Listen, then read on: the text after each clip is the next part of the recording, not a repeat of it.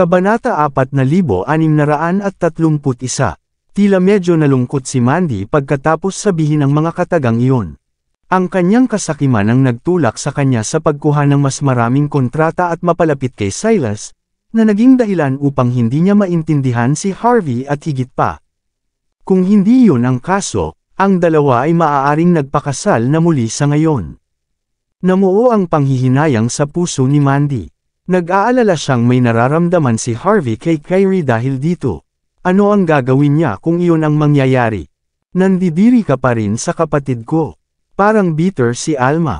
Hindi mo lang kinansela ang bawat isa sa mga kontrata mo sa kanya, pero patuloy mo rin akong iniiwasan tuwing yayain kitang lumabas. Malinaw na hindi mo ako nirerespeto. Nandidiri ka rin ba sa akin? Sinenyasan ni Alma ang waiter na magdala ng cocktail na inihanda noon pa man. Saglit na nag-alinlangan si Mandy nang tingnan niya ang sincere na ekspresyon ni Alma. "Trust me, I don't think less of you because of your brother," sabi ni Mandy sabay kuha ng cocktail. "Ikaw at ang iyong kapatid ay dalawang magkaibang tao. Tapusin na lang natin ito. Sabihin mo kay Young Master John na hindi ko siya kinamumuhian, at hindi ko rin siya gustong gumawa ng mga pagbabago. I wish all the best para sa kanya. Walang kwenta ang makipag-close sa isang babaeng hiwalay na katulad ko. At saka, gusto kong tigilan na niya ang pagpunta sa bahay ko simula ngayon. Hindi matatanggap ng mga magulang ko ang kabaitan niya. Kami ay hindi karapat-dapat." Tila nahihirapan sa panghihinayang si Alma matapos marinig ang sinabi ni Mandy. "Paano ko sasabihin ito sa kapatid ko, Mandy? Nababaliw na siya dahil sa'yo. For the sake of our friendship, sasabihin ko ito sa kanya. Ngunit may isang bagay na kailangan mo ring sumang-ayon." Matigas ang tingin ni Alma. "Kahit ano pa, ayokong mag-away tayo. Palagi tayong magiging mabuting magkaibigan magpakailanman, okay?" Itinaas ni Alma ang kanyang baso. Natigilan si Mandy, at itinaas din niya ang kanyang cocktail. "Oo naman, we'll always be good friends." Pagkatapos ay humigop siya ng kanyang cocktail. Napangiti si Alma, saka ibinaba ang kanyang baso. Magalang ang usapan ng dalawa, ngunit ramdam nila ang distansya sa isa't isa. Si Mandy ay parang mas malungkot dahil dito. Tumayo siya na handa nang umalis sa malungkot na lugar. Nang makarating siya sa kanyang sasakyan ay umindayog ang kanyang katawan. Bigla naman siyang natapilok. Hindi. Biglang napagtanto ni Mandy. Si Alma ang nagdroga sa kanya. "Nako, Mandy, dapat talaga mas maging aware ka sa limitasyon mo." Lumitaw si Alma mula sa likuran niya na nakangisi. Ang kanyang mga mata ay puno ng hindi maipaliwanag na kalupitan. Hindi pa nakita ni Mandy ang bahaging ito ni Alma. Sa mismong sandaling ito, tahimik na lumitaw ang isang Maybach sa gilid. Bumaba ang bintana ng driver's seat, bumungad sa kanya ang gwapong mukha ni Silas. Sabi ni Alma, "Mukhang hindi mo na makukuha si Mandy sa tabi mo, Silas. Hindi ko alam kung ano ang nangyari sa kanya kamakailan, ngunit malamang na hindi na siya muling makikipag-ugnay sa iyo. May isang paraan lang na magagamit mo para magsisi si Harvey. Balita ko hindi niya ginalaw ang asawa niya simula nang ikasal sila 3 years ago. You should just send a video of you popping Mandy's cherry. I'm sure that'll be enough torture for him." Binuksan ni Alma ang pinto, at tinulak si Mandy papasok sa sasakyan. Sa sandaling iyon, nawalan na ng malay si Mandy. Nang makita ang inaantok na tingin ni Mandy, napangiti si Silas. "Don't you worry. Naiinis pa rin ako sa lahat ng ginawa sa akin ni Harvey. Dahil nabigo na ang plano ko. Kailangan kong durugan ang puso niya sa ganitong paraan, no matter what. Maghihiganti ako sa nangyari sa cruise ship." Ang ekspresyon ni Silas ay puno ng mali siya at puot. "Binigyan kita ng kwarto para magsaya," sabi ni Alma, sabay hagis ng susi ng pinto kay Silas. "Ang presidential suite ng White Swan Hotel. Anyway, ito na ang gabi ng bagong kasal. Siguraduhin maglaro ng husto." Humagalpak ng tawa si Silas. "Good point. Sisiguraduhin kung makakakuha si Mandy ng magandang puting gown para sa okasyon. Mapapawi lang ang galit ko sa dinudungisan ang puti kung tutuusin. Hahaha. Bitawan mo ako. Nagpumiglas si Mandy sa pag-upo sa natitirang bahagi ng kanyang kamalayan. Sampal. Humakbang si Alma at sinampal siya. Ano bang pinagsasabi mo? Binigyan ka ni Silas ng pagkakataong makahiga sa kanyang kama, ngunit kailangan mong gawin ang lahat sa ganitong paraan. Ayos lang yan. Kapag tapos ka na niyang landiin, magmamakaawa ka na pakasalan ka niya. Hahaha, mabilis na nilock ni Alma ang pinto. Alam na alam niya kung ano ang mas pinapahalagahan ng mga mayayamang babae. Sa sandaling nawala si Mandy sa pagka-inosente kay Silas, wala na siyang magagawa kundi ang manatili sa kanya bilang kanyang may bahay. Kung hindi, makikita siya ng lahat bilang isang babaeng may maluwag na moral. Napangiti si Alma habang iniisip ang lahat ng ito. Mabilis na pinaandar ang sasakyan pagkatapos. Habang nangyayari iyon, lumabas ang isang dalaga mula sa sulok ng bar. Nang makita niya ang lahat ng nangyayari sa kanyang mga mata, nag-alinlangan siya. Pagkaraan ng ilang sandali, inilabas niya ang kanyang telepono at nag-dial ng isang numero, na nanginginig sa lahat.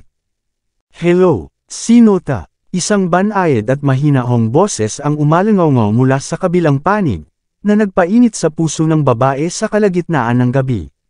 Sa wakas ay inipon niya ang kanyang lakas, at nagsalita. Hello, Sir York.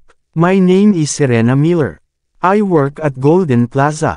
Naaalala mo ba ako? Huling beses, nabook ni Mr. Bolton ang buong lugar nang imbitahan kanya doon. Gustong manggulo ni Silas John, at sinampal ako sa mukha. Pagkatapos mong magpakita, tinulungan mo akong bayaran ang pabor. Nasa champagne bar ako nang makita kung may problema ang asawa mo. May nagdroga sa kanya. Sa White Swan Hotel, sa loob ng presidential suite. Paralisado si Mandy habang nakahiga sa high-class bed. Buo pa rin ang kanyang kamalayan, ngunit ang kanyang katawan ay wala na sa estado upang lumaban. Ito ay mas masakit kaysa sa kamatayan mismo. Alam na alam niya kung ano ang mangyayari. Ang panghihinayang at takot ay pumasok sa kanyang isipan sa mga sandaling ito. Siya ay nasa bingit ng luha. Nagsisi siya sa pagtitiwala kay Alma at sa pagiging malambot ng puso. Kasabay nito, umaasa siyang darating si Harvey na parang guardian angel niya. Nangako siyang hindi na muling aalis sa tabi niya. Dahan-daang tumagilid si Silas na para bang nararamdaman niya ang pagbabago ng emosyon ni Mandy. Gayunpaman, hindi siya naglagay ng daliri sa kanya pa lang. Walang padalos-dalos, Mandy, sabi niya, na dumighay. Amoy alak ito. I'll change you into a white gown and give you the biggest diamond ring. We'll have our sweet time together after yan. Pasensya na. Humagalpak ng tawa si Silas, saka naglakad papunta sa changing room sa gilid. Paglabas niya ulit, suot na niya ang isang tuxedo. Kasabay nito, may hawak din siyang mamahaling camera. Inilipat niya ang camera ng ilang beses, na nagpaplanong kunan ang buong proseso.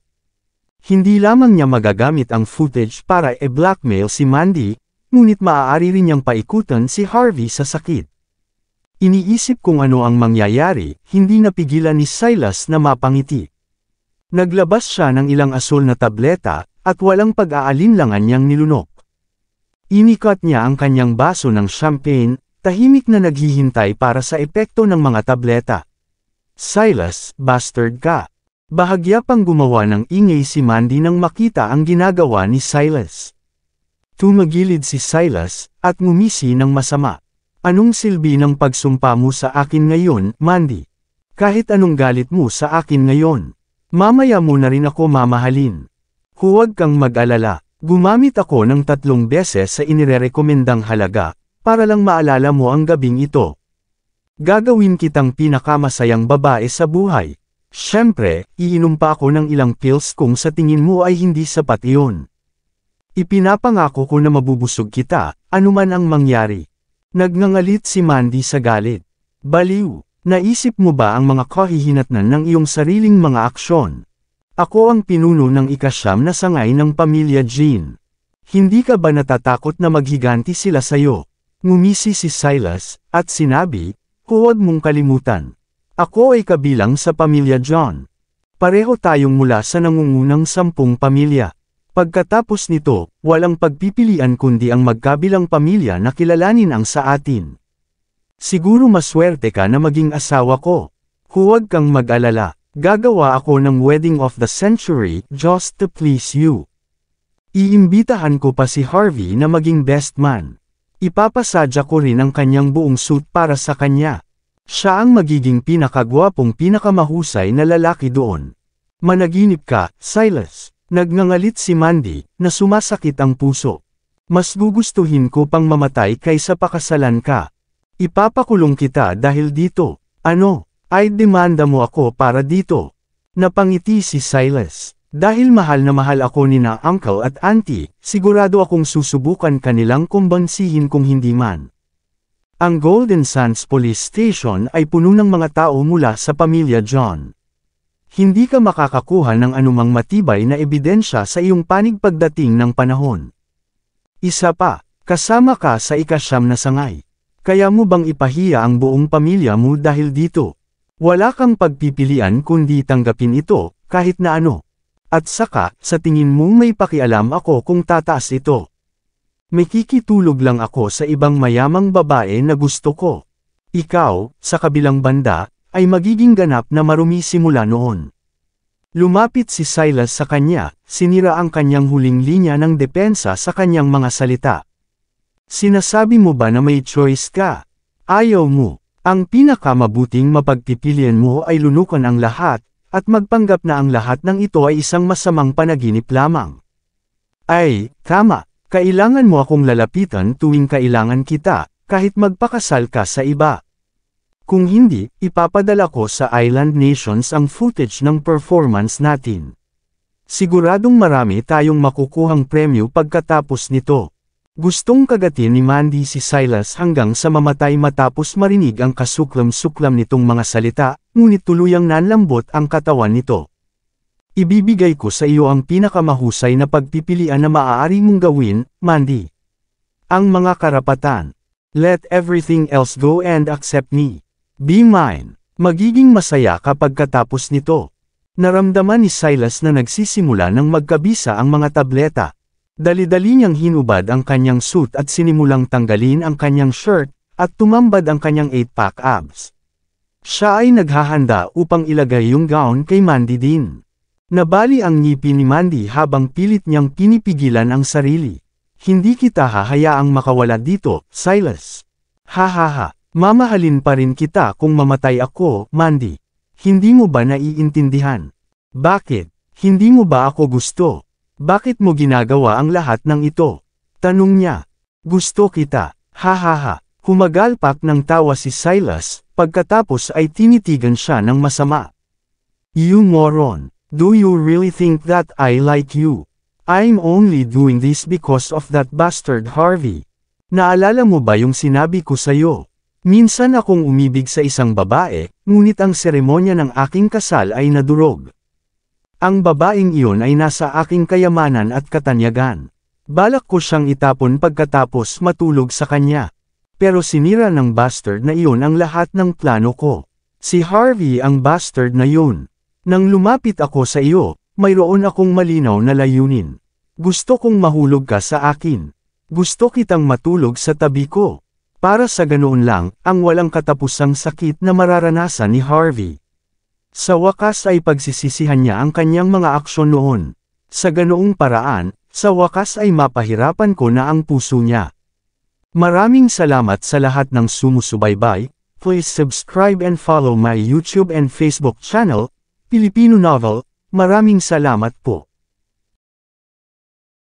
Kabanata 4635.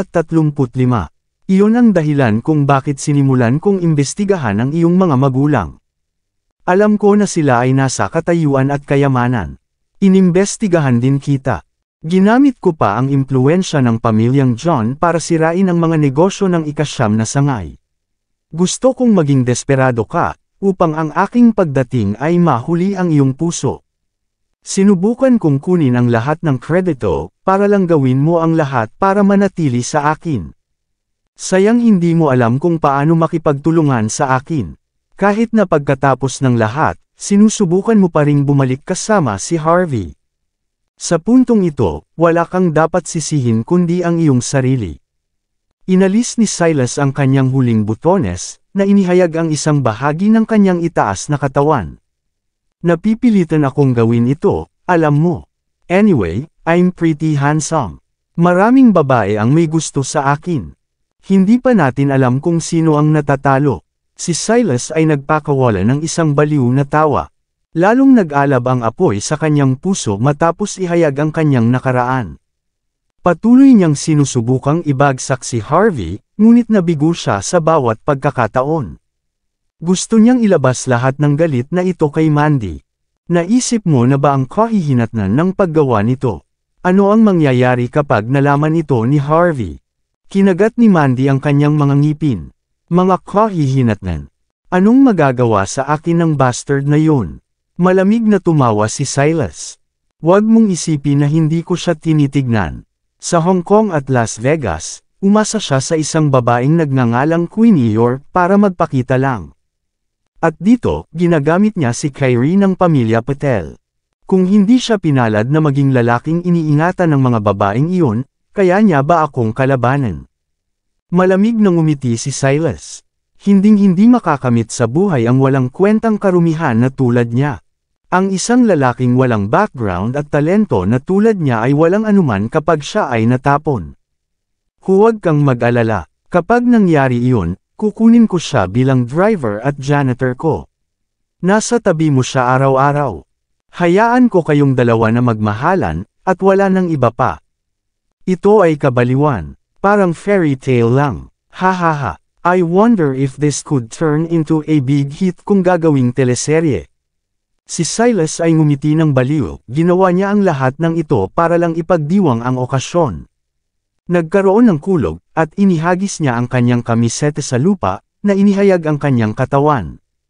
Kahit nasa iyo ang katawan ko, hinding-hindi mo makukuha ang puso ko. Sigaw ni Mandy, iniipon ang lahat ng kanyang lakas. Ikaw ay nakatadhana na maging isang talunan. Yung puso mo. Sinampal ni Silas ang mukha ni Mandy. Ano bang kailangan ko sa puso mo? Laruan lang sa akin ang mga babae. Gusto mong makuha ko ang puso mo. Nakakatuwa lang ang kalokohan mo. Inabot ni Silas, na planong punitan ang damit ni Mandy.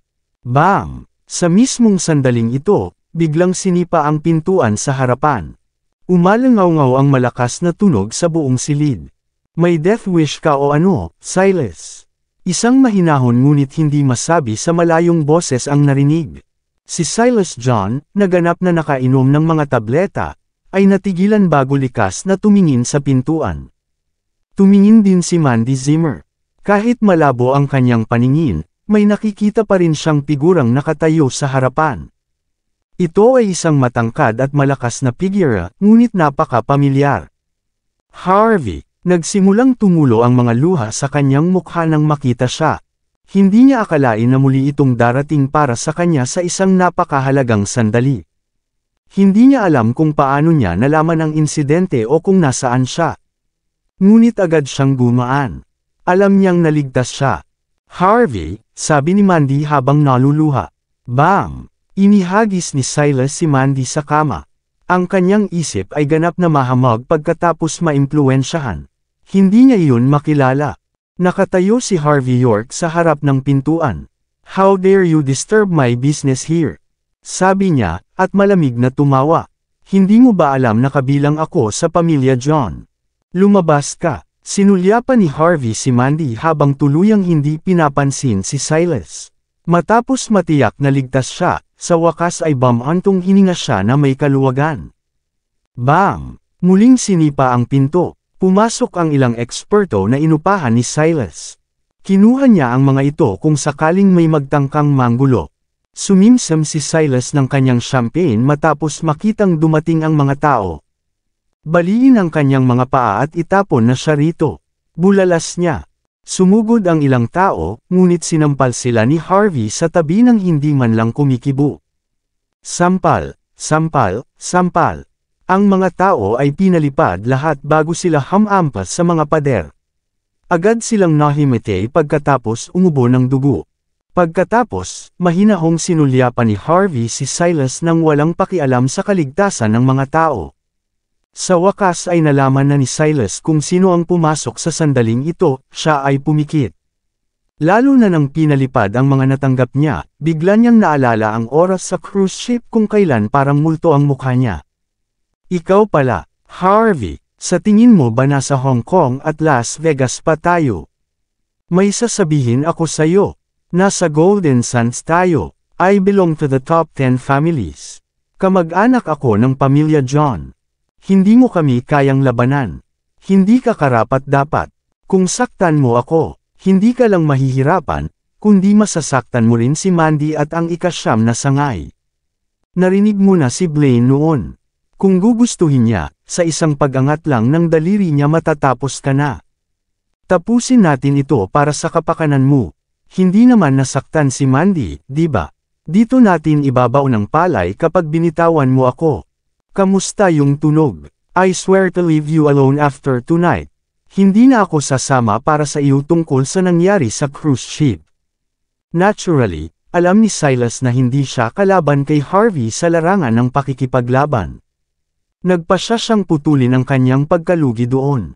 Makakahanap siya ng isa pang pagkakataon para kunin si Harvey pagkatapos ng gabi na iyon. Sa pangkalahatan, alam ni Silas John kung ano ang kinakailangan. Dahil siya ay ganap na outmatched, wala siyang balak umakyat laban kay Harvey York. It was already good enough kung makakaalis siya sa sitwasyon. Sabi nito, pumikit si Harvey nang walang sinasabi ni isang salita. Bitawan mo ako, Harvey. Ibabalik ko sa iyo ang perang inutang ko sa iyo. Ang perang panang-blackmail mo sa akin. Labis na nagalit si Silas matapos makitang tahimik si Harvey. Nangangako ako na hinding-hindi na ako pupunta kay Mandy. Tahimik na humakbang paarap si Harvey habang nagpapakita ng malamig na titig. Ang kanyang tingin ay napuno ng malamig na sensasyon na nabubuo sa pagpatay na layunin. Lubusan niyang hinamak ang mga kasuklam-suklam na tao na gagawa ng mga kasuklam-suklam na krimen at sasamantalahin ang mga tao. Wala ni katiting na awa ang ipinapakita sa kanya sa sandaling ito. Alam niya na siya ang naging sanhi nito dahil pinananatiling buhay niya si Silas. Kung hindi niya ito haharapin noon at doon, ang pareho ay mauulit sa hinaharap. Hindi natatakot si Harvey sa mga clown na tulad nito. Ngunit kailangan din niyang isaalang-alang ang kaligtasan ni Mandy Zimmer. Halo-halong damdamin ang ipinakita ni Mandy noon. Nais niyang ilabas ni Harvey si Silas minsan at para sa lahat, ngunit nag-aalala siya sa panibagong buhay ni Harvey. Ang Golden Sands ay kabilang sa pamilya John. Walang nakakaalam kung ano ang mangyayari kung patayin ni Harvey ang isa sa pamilya sa kanilang lugar. Huwag na, Harvey, bulalas ni Mandy. Hindi sumagot si Harvey. Dahan-dahan siyang sumulong. Si Silas ay likas na umatras matapos makita ang tanawin. Wala siyang daan pabalik nang dumating siya sa harap ng bintana. Nanginginig ang buong katawan niya. Nang mapagtantong wala na siyang paraan, dali-dali siyang kumuha ng vase at sumugod. Sa sandaling ito, ginagamit niya ang lahat ng kanyang lakas. Inaasahan niyang maalis si Harvey at makaalis sa sitwasyon. Kaya naman lumabas siya ng todo. Ang sabi, ang kanyang mga kakayahan ay walang pinagkaiba sa isang may kapansanan kay Harvey. Nang makarating si Silas sa harapan niya, agad niya itong sinampal sa lupa. Sampal. Patuloy ang pagkibot ng mukha ni Silas kasabay ng maugong na sampal. Napuno siya ng takot nang makita niyang dahan-daang naglalakad si Harvey patungo sa kanya. Hinawakan ni Harvey ang kanyang buhok at hinampas si Silas patungo sa mesang marmol ng walang pagpipigil. Bam! Nabasag ang mesa. Nabasag ang ulo ni Silas, na may dugo sa buong mukha. Patawarin mo ako. Bitawan mo ako, Sir York. Ibibigay ko sa iyo lahat. Ibibigay ko sa iyo lahat ng meron ako. Pakiusap, iligtas mo ako. Ang mga daing ng sakit ay nagmula sa bibig ni Silas. Natural, handa siyang isakripisyo ang lahat hanggat nabubuhay siya. Sabi nito, tuluyan na siyang hindi pinansin ni Harvey. Bam! Isinandal niya ang ulo ni Silas sa dingding, na agad na nabuo ang hindi mabilang na mga bitak. Bam! Pagkatapos, kinuha niya ang isang plorera at binasag iyon sa ulo ni Silas na may malamig na ekspresyon. Hindi magiging mahirap para sa kanya na maglabas ng mga hamak na tulad ni Silas, ngunit masyadong maluwag na hayaan siyang mamatay ng ganoon kadali. Hindi, huwag mo siyang patayin, Harvey. Natarante si Mandy Zimmer nang makita niya ang madugong tanawin.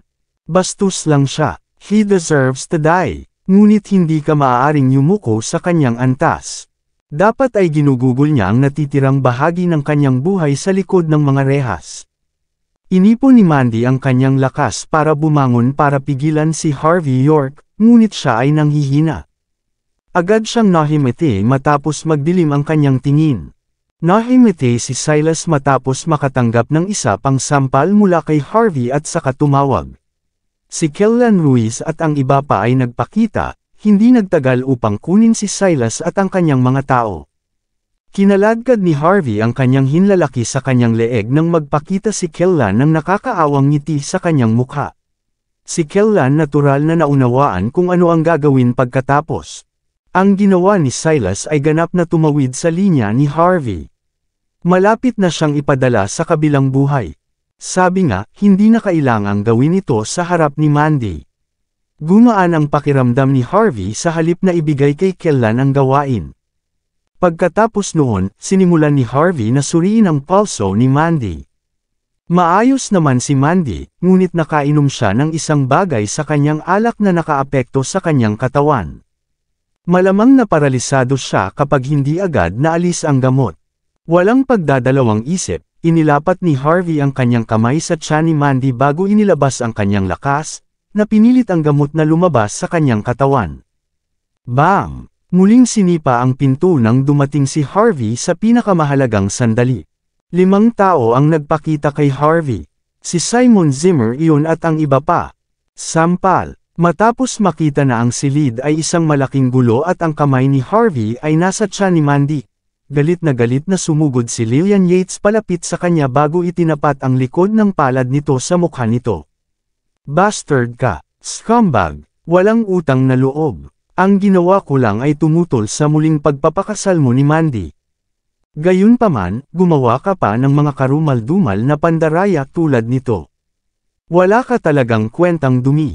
Muli niyang sinampal si Harvey sa pinakamahalagang sandali ng paglilipat ng enerhiya nito. Blarg! Nagpumiglas si Mandy na bumangon bago isuka ang alak. Bastard ka! Nagmamadaling sumugod si Lillian, pinaputok ang isang mabangis na sipa. Tumalikod si Harvey at hinawakan ang binti ni Lillian bago ito itinabi. How dare you fight back, bastard ka! Kumukulo sa galit si Lillian. Nilagyan mo siya ng droga dahil lang hindi mo siya makuha. Lalaki ka ba o hindi? Kung hindi dahil kay Cynthia, nasira na ang pagiging inosente ni Mandy ngayon. Paano pa siya mapapangasawa ng isang mayamang pamilya kung wala iyon? Paano ako magiging upperclassman? Hindi pa tapos ito. Tatawagan kita ng mga pulis. Galit na galit si Lillian. Ito ay ganap na hindi mapapatawad para sa kanya. Agad na nagdilim ang mukha ni Simon. Kailangan mo akong bigyan ng patas na pahayag tungkol dito, Harvey. Kung hindi, maya-maya o mamaya, aayusin ko ang mga score sa iyo. Sina Gabriel Lee at Avery Foster ay nagpakita ng mabangis na mga titig, na para bang nakatingin sila sa isang hindi masusuklam na kasuklam-suklam na lalaki. Inisip ni Lillian ang sitwasyon bago muling nagsalita. Dalhin mo si Young Master John dito ngayon din. Sabihin mo na paalisan si Mandy dito. Young Master John. Tumayo si Harvey bago malamig na tinitigan si Lillian. Anong tinitingin-tingin mo? Are you trying to fight back or something? So what if I get Young Master John here?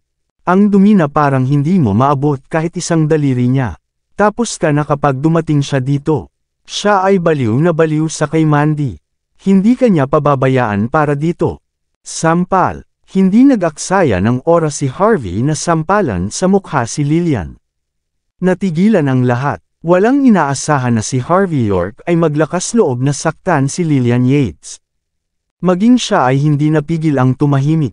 Palagi niyang ipinagmamalaki ang kanyang lakas dahil kadalasan si Harvey ay hinding-hindi gagawa ng anuman sa kanya. Hindi siya maglalakas loob na ilabas ang kanyang bibig sa publiko laban sa sinumang tao na maaaring lumaban pati na rin si Harvey.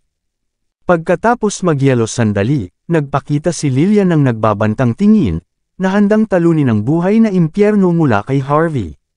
Mabilis siyang hinawakan ni Simon Zimmer, pinipigilan siyang makalapit.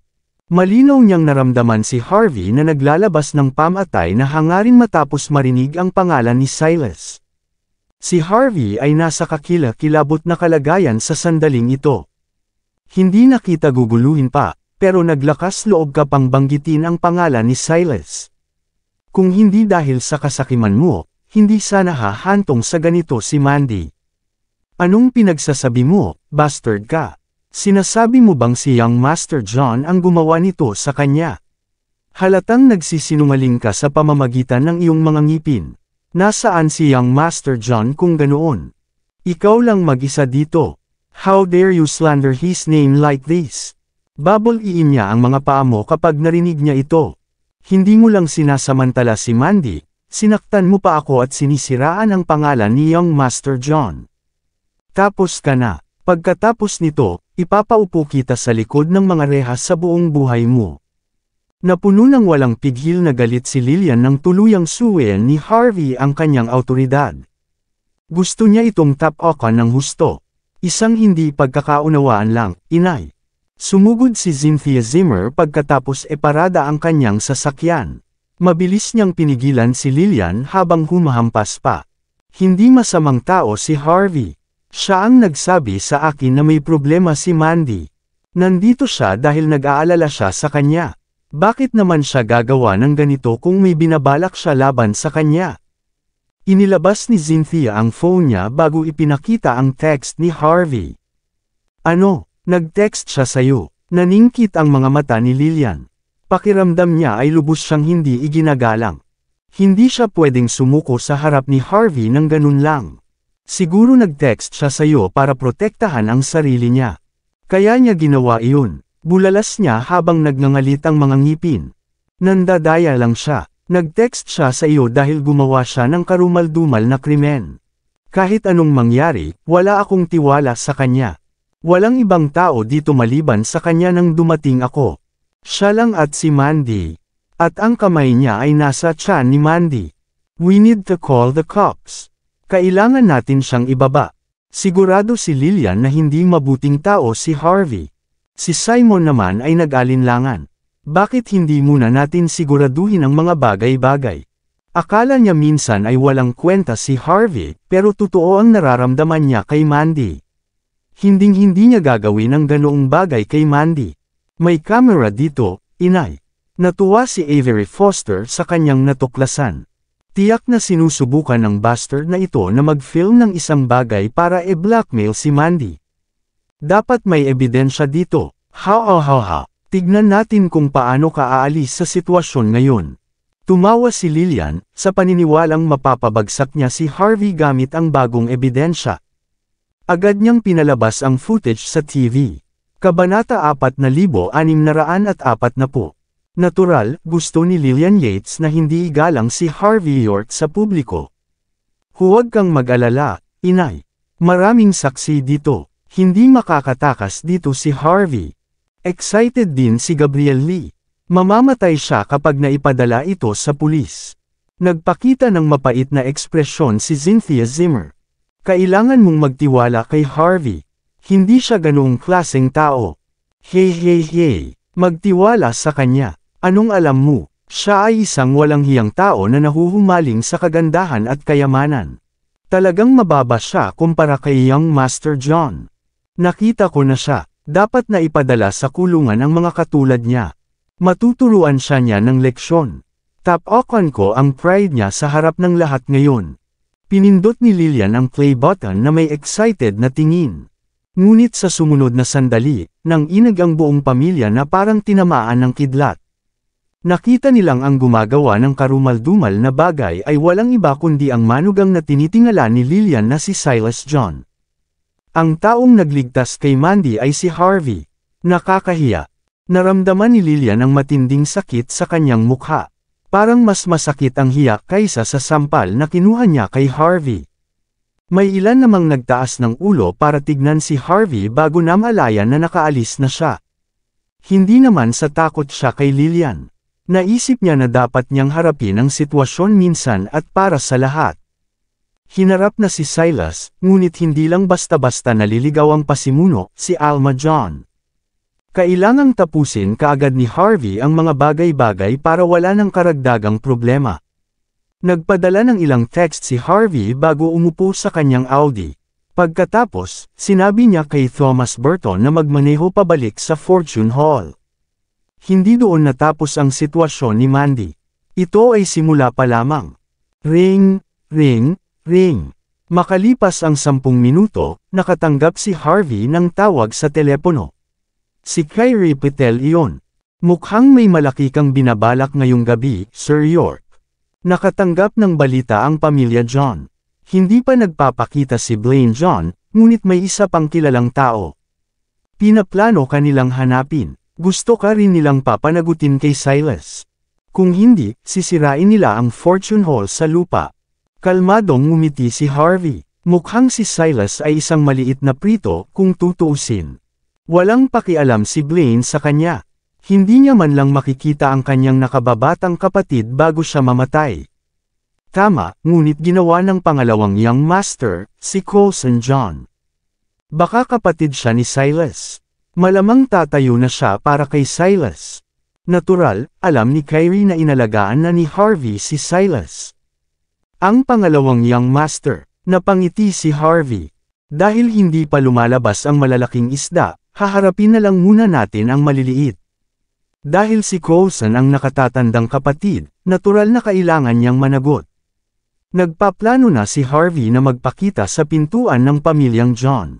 Pero hindi niya inaasahan na mauuna ang mga ito sa kanya. Ito ay tiyak na makakapagtipid kay Harvey ng ilang oras. Kung namatay din si Coulson, natural na kailangang lumabas si Blaine pagkatapos, di ba? Kyrie rationalized na may isang mahinang ngiti. Walang nagmamadali, tingnan muna natin kung ano ang balak nilang gawin. Napangiti si Harvey. Pakipadala ng salita na nagsasabing pupunta ako sa Fortune Hall, Miss Patel. Katatapos lang ni Silas. Sana magpakita na sila agad. Tutal, kailangan ko pang abutin ang midnight snacks ko.